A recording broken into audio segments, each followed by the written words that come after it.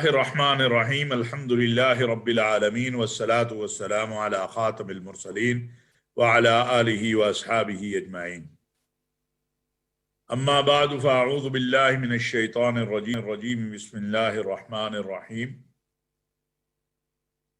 इन्ना लिल्लाहि व इन्ना इलैहि राजिऊन। नाज़रीन व सामईन अस्सलामु अलैकुम व रहमतुल्लाहि व बरकातुहू। नाज़रीन, पाकिस्तान के अजीम तरीन दोस्त मुत्तहिदा अरब अमारात के सरबराह शेख खलीफा बिन जैद बिन नहयान इस दुनिया से रुखसत हो गए। वो शेख जैद के साहबजादे थे और मुत्तहिदा अरब अमारात के सरबराह थे।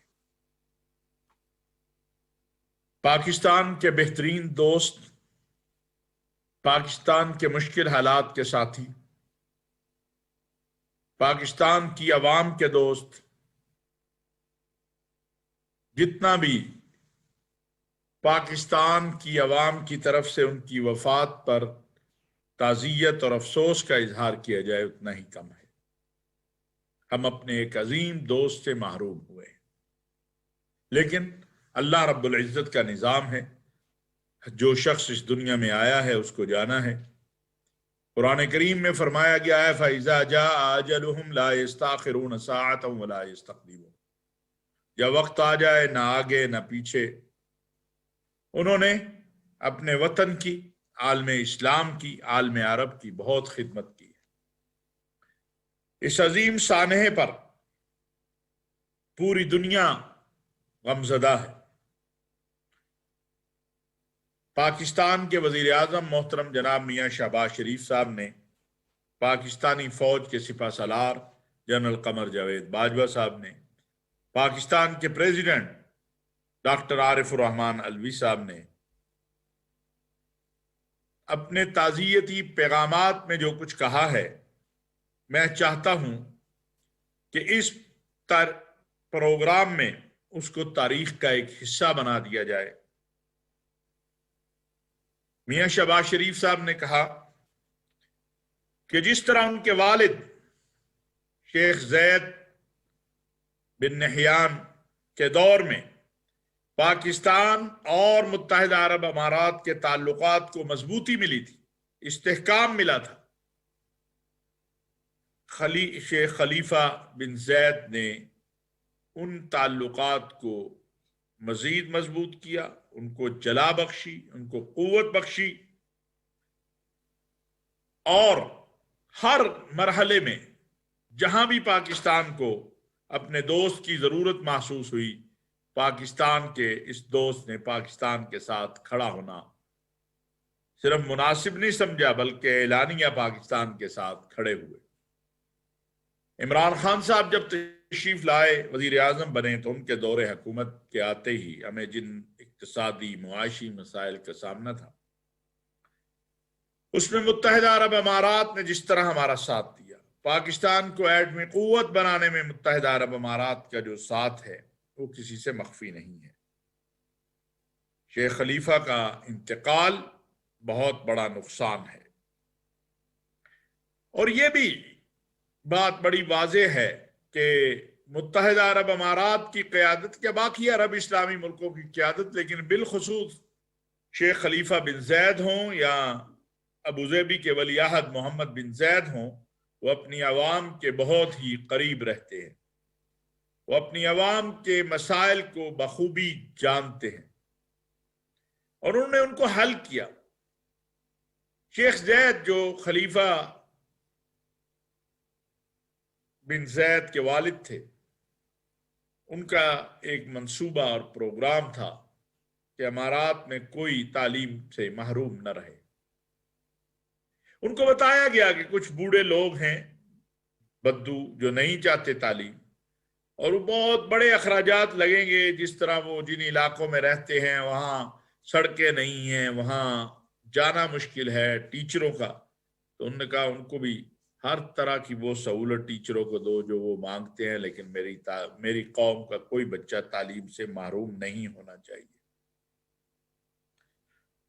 इस गम, करब और अफसोसनाक वाक़े पर ہم متحدہ عرب امارات کی عوام کے ساتھ، متحدہ عرب امارات کے لوگوں کے ساتھ ان کے غم میں برابر کے شریک ہیں۔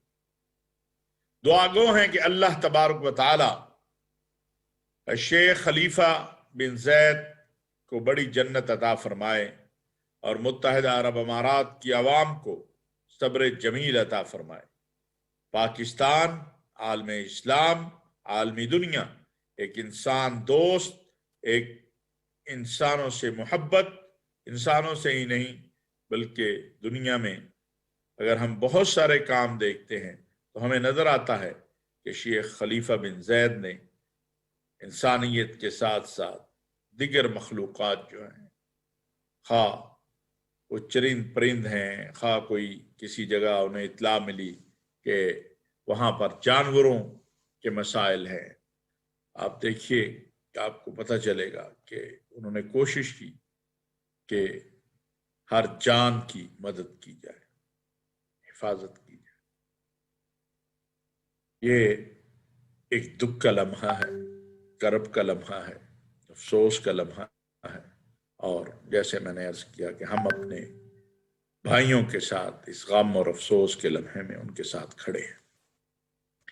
ناظرین، پاکستان کی جو موجودہ صورتحال ہے میں اس پہ کچھ بات کرنا چاہتا ہوں۔ لگ ایسا رہا ہے، ایک طرف معاشی مسائل ہیں، اس میں کوئی شک نہیں ہے، اس سے انکار نہیں کیا جا سکتا ہے۔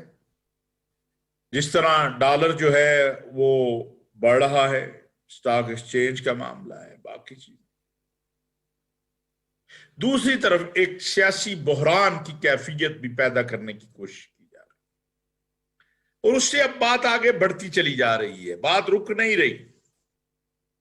عجیب المیہ یہ ہے کہ ایک دن ایک بات کی جاتی ہے، اس کی تردید کی جاتی ہے، اس کی صفائی دی جاتی ہے، دوسرے دن پھر وہی بات کر دی جاتی ہے۔ سیاستدان ایک دوسرے کو بہت کچھ کہتے آئے ہیں جو نہیں کہنا چاہیے، اور کہتے رہیں گے۔ ہماری سیاست اتنی میچور کب ہو جائے گی کہ ہم ایک دوسرے کا اس طرح احترام کرنے لگ جائیں جس طرح 80s یا اس سے پہلے تھا، 80 کی دہائی سے پہلے تھا، بلکہ 90 کی دہائی میں بھی۔ اب تو بالکل ہی معاملات خراب ہو گئے ہیں۔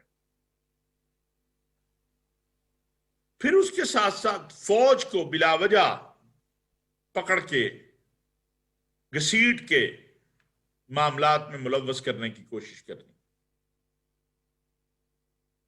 بہت احترام کے ساتھ میں یہ بات کہنا چاہتا ہوں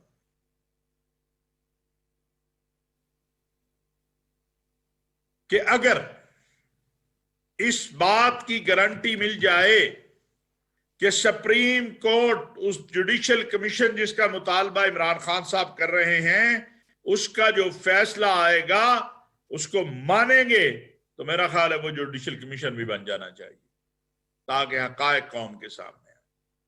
لیکن اس کی گارنٹی کون دے گا کہ اگر وہ ان کے حق میں فیصلہ نہ ہوا تو وہ نہیں مانیں گے؟ یہ بھی ایک سوال ہے جو قوم کے ذہن میں ہے۔ دوسری بات،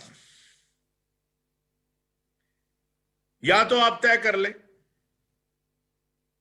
کہ سیاسی جماعتوں کو بھی فوج نے چلانا ہے، پاکستان کے سلامتی کے اداروں نے چلانا ہے، تو پھر تو عمران خان صاحب کے جو گلے شکوے ہیں وہ درست مانے جاتے ہیں۔ اور اگر فوج نے اپنا کام کرنا ہے اور سیاسی جماعتوں نے اپنا کام کرنا ہے، تو پھر یہ کہنا کہ جناب میرے بندے ٹوٹ کر بھاگ رہے تھے، فوج پکڑ کر یا ملک کے سلامتی کے اداروں نے پکڑ کر واپس کیوں نہیں لائی، تو یہ تو فوج کا کام نہیں ہے۔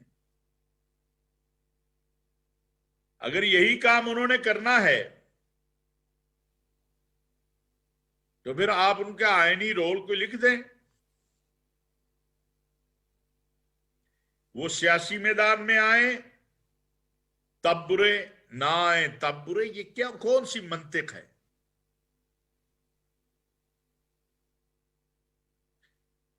بدقسمتی یہ ہے کہ وہ لوگ جو ہمیشہ پاکستان میں فوج کے خلاف ایک بیانیہ بنانا چاہتے ہیں، ان کو موقع مل گیا ہے اور وہ ڈبل کھیل رہے ہیں۔ قومی خود مختاری کی بات کرنے والی محترمہ شیریں مزاری صاحبہ سے میرا سوال ہے کہ جب وزیر اعظم پاکستان نے بھی کہہ دیا تھا کہ توہین رسالت اور توہین مذہب کے قانون کا غلط استعمال نہیں ہوگا، عدالتوں نے آپ کو ریلیف دینا شروع کر دیا، اور ابھی اطہر من اللہ صاحب نے 2 دن پہلے اس حوالے سے بڑا واضح آرڈر جاری کیا، آپ نے ابھی تک وہ خط واپس کیوں نہیں لیا جو توہین مذہب اور توہین ناموس رسالت کے حوالے سے آپ نے یو این او میں لکھا ہوا ہے؟ اور باقی کیا یہ ملک کی خود مختاری کے خلاف نہیں ہے؟ کیا یہ مداخلت کی دعوت نہیں ہے؟ وہ قانون جس کے پیچھے ساری دنیا میں ایک لابی پڑی ہوئی ہے کہ پاکستان پر پریشر ہے، فیٹف میں بھی اور جگہوں پر بھی، کہ اس قانون کو تبدیل کیا جائے یا ختم کیا جائے، آپ نے اس پر گواہی دی ہے اور جھوٹی گواہی دی ہے۔ ایف آئی آر کروانا، درخواست دینا ہر شخص کا حق ہے۔ کیا وہ ثابت غلط ہو گیا؟ اس میں سزا ہو گئی کسی کو؟ اتنے فورم ہیں کہ جہاں سے اسے گزر کر آگے جانا ہے، کسی پہ آپ پاکستان میں تو آپ نے کسی کو درخواست نہیں دی، آپ براہ راست یو این او کو درخواست دے رہی ہیں، انسانی حقوق کے اداروں کو لکھ رہی ہیں۔ تو اس سے معلوم ہوتا ہے کہ آپ مداخلت کی تو خود دعوت دے رہی ہیں، آپ مداخلت کے خلاف نہیں ہے، بلکہ مداخلت کو کہہ رہی ہے کہ جلدی آؤ۔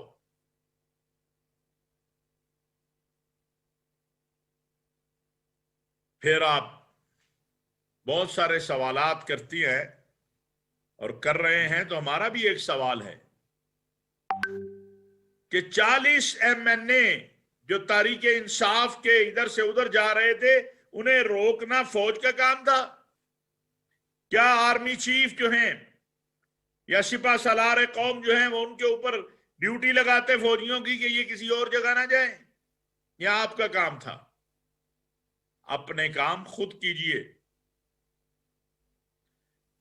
یا پھر بیٹھیے طے کر لیجئے کہ فوج نے آپ کے یہ جو چوزے بھاگتے ہیں ادھر ادھر، ان کو پکڑ پکڑ کے لا کے کھڑا کرنا ہے۔ کل خان صاحب نے بھی بہت ساری باتیں کی ہیں۔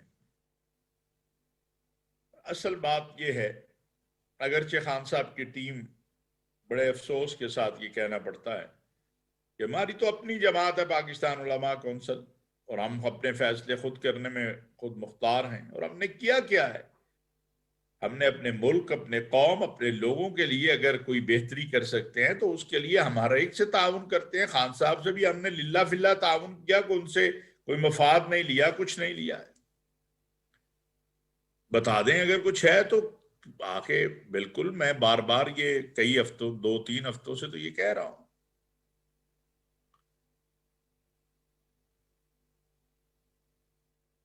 گزارش یہ ہے کہ کوئی حد بندی ہوتی ہے، کہیں کوئی ریڈ لائن ہوتی ہے، لگتا تو یہ ہے کہ اب ساری ریڈ لائنیں کراس کر دی جا رہی ہیں اور ملک کو ایک انارکی کی طرف لے جانے کی کوشش کی جا رہی ہے۔ حکومت کے لیے، ریاست کے لیے لمحہ فکریہ بنتا چلا جا رہا ہے، اس میں کوئی شک نہیں ہے۔ اگر کوئی کہے تو غلط ہوگا کہ اس وقت کے حالات میں پاکستان کو معاشی اور اقتصادی طور پہ مضبوط کرنے کے لیے داخلی امن اور استقرار بہت ضروری ہے۔ داخلی امن اور استقرار پوری دنیا میں آج ایک بات کہنا چاہتا ہوں، میں اس وقت ملک سے باہر ہوں، پاکستان میں انویسٹمنٹ کرنے کے لیے پوری دنیا میں لوگ راغب ہیں، آنا چاہتے ہیں، لیکن وہ ان حالات کی وجہ سے رکے ہوئے ہیں۔ انہیں نہیں پتا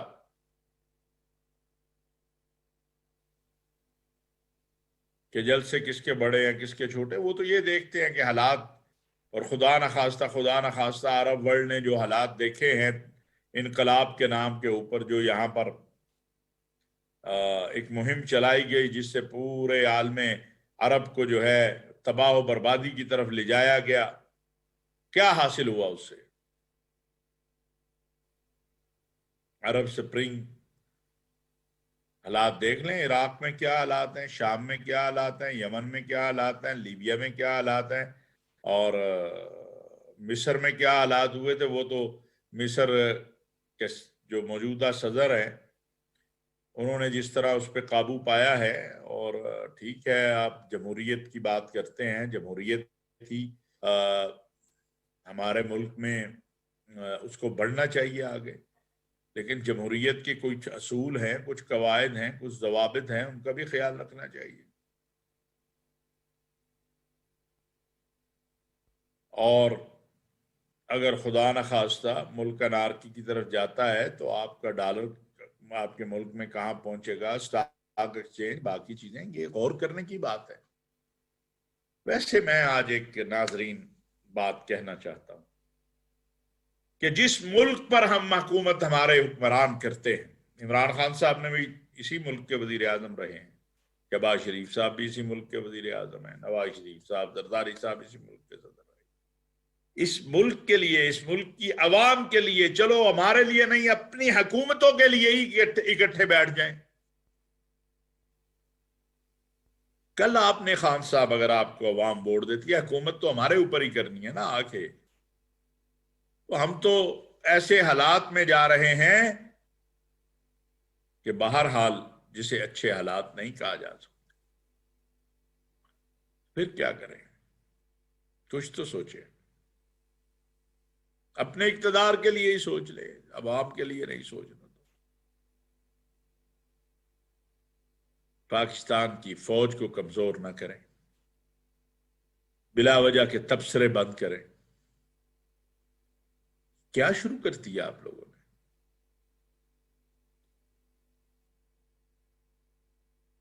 ایک ادارہ آپ کا ہے جو آپ کے ملک کی بقا اور سلامتی کا ضامن ہے۔ میں ایسے نہیں کہہ رہا ہوں، میں عالم عرب، عالم اسلام کا ایک طالب علم ہوں، اور عالم عرب، عالم اسلام کے احوال سے آگاہ ہوں۔ میں جو کہہ رہا ہوں اس کو سمجھنے کی کوشش کیجئے۔ لیبیا میں جو کچھ ہوا اسے پڑھیے، اور ہمارے تمام سیاسی مذہبی قائدین کو اسے پڑھنا چاہیے، اس لیے کہ پاکستان میں بھی یہ حالات بنانے کی کوشش کی جا رہی ہے۔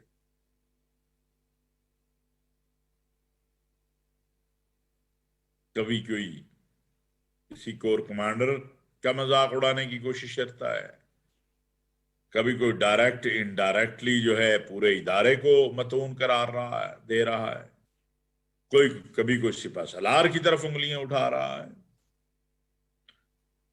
ایسا نہیں چلے گا۔ روز آئی ایس پی آر اب ایک پریس کانفرنس کرے، میڈیا پہ آئے۔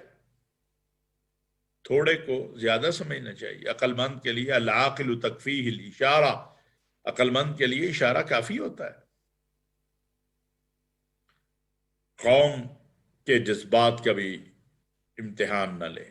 قوم زیادہ دیر یہ برداشت نہیں کرے گی کہ آپ یہ ہتک امیز رویہ اور یہ مذہب کا خیز رویہ اپنے اداروں کے حوالے سے استعمال کرتے رہے۔ ہمارے قابل فخر ہماری فوج ہے، جس کے تربیت یافتہ ارض حرمین شریفین کا دفاع کر رہے ہیں، جو مسلمانوں کا مقدس ترین مقام ہے، جس کے تربیت یافتہ آج عراق میں، فلسطین میں، ہر جگہ پر آپ کو پاکستانی فوج کی خدمات اور پاکستانی فوج کا وقار اور عزت اور احترام آپ کو روز روشن کی طرح نظر آتا ہے۔ لیکن آپ کہتے ہیں جی سازش ہوئی، ٹھیک ہے، ہم تو اس کا انکار نہیں کرتے ہیں، امریکی مراسلہ موجود ہے، اس میں جو چیزیں موجود ہیں، لیکن یہ جو آپ کے ایم این ایز بھاگے، یہ تو آپ سیاسی جماعتوں کا مسئلہ ہے۔ ہم تو کبھی بھی اس کے حق میں نہیں ہیں کہ ووٹ کسی اور کے نام پر لے کر آئیں، اور ہاں آپ کہتے ہیں آپ کی اس جماعت سے نہیں بنی، آپ استعفیٰ دیں، اور ہمیشہ ہم نے یہ کہا ہے، ہمارا موقف یہی ہے، اور یہی جمہوریت میں یہی ہے۔ لیکن کیا وہ بندے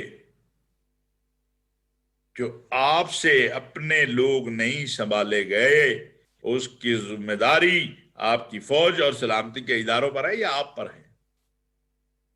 کبھی اکیلے بھی بیٹھ کر سوال کر لیجیے نا اپنے آپ سے۔ اور آخر میں عوام سے بھی کہنا چاہتا ہوں، نوجوانوں سے کہنا چاہتا ہوں کہ دلیل سے بات کیجیے۔ دلیل سے بات اتنا وزن رکھتی ہے کہ ایک دن غالب آ جاتی ہے۔ گالی گلوچ اور بد تہذیبی اور بدتمیزی، اس سے کبھی غالب نہیں آیا جا سکتا۔ یہی میری چند گزارشات ہیں۔ دعا ہے کہ اللہ تبارک و تعالی ہمارے احوال کی اصلاح فرمائے، ہر طرح کے شرور سے ہمارے وطن کو محفوظ کر دے۔